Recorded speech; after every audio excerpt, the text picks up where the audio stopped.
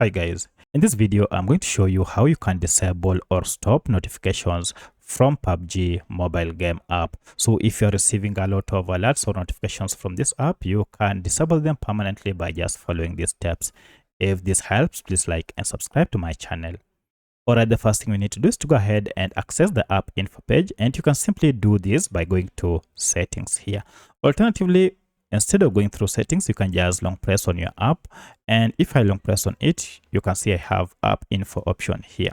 Go ahead and tap on it. However, if you are missing app info option on your pop-up here, you should see a settings gear or even the name of the app. Just go ahead and tap on it, and this will take you to PUBG mobile game app. At this point, go to permissions section, and under it you should see notifications, and you can see next to it is turned to yes. Because this is on, that's why all these notifications have been annoyance to you.